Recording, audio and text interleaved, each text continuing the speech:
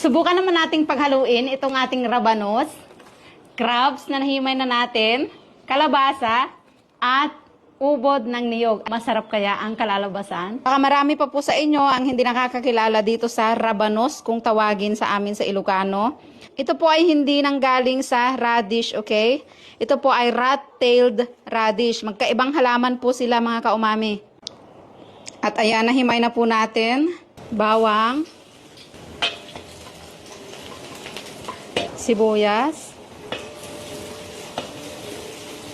Lagyan po natin ng konting bagoong alamang. Konti lang. Patis.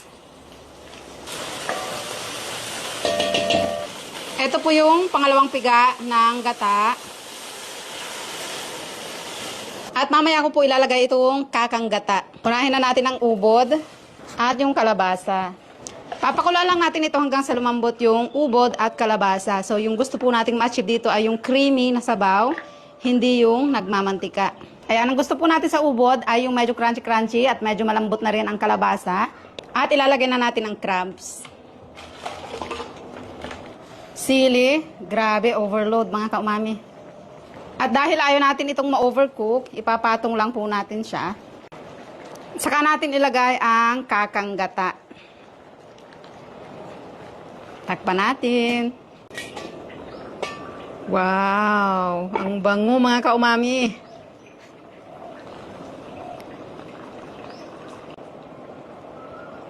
With blue rice pa rin of course. Tikman natin.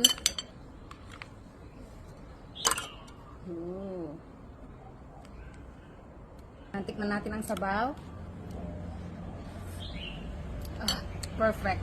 Ayaw po kasi ng aking mga anak yung nagmamantika. Gusto nila yung mayroong sabaw-sabaw. Kaya ganyan yung ginagawa ko kapag ginataan. Ito yung ating rabanos. Ang sarap, ang crunchy. Para na rin po siyang sitaw. Ubod ng niyog. Wow. Dito po kasi sa Thailand, lagi nilang nilalagay sa mga red curry na merong gata. Kaya feeling ko masarap din sa ating ginataan. At ang sarap po pala ng ating blue rice.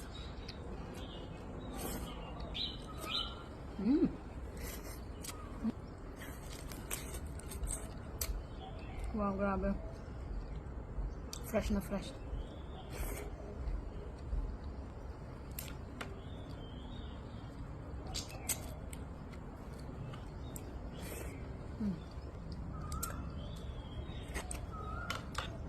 So, yun lang mga kaumami. Sana ay masubukan nyo rin ang ganitong luto.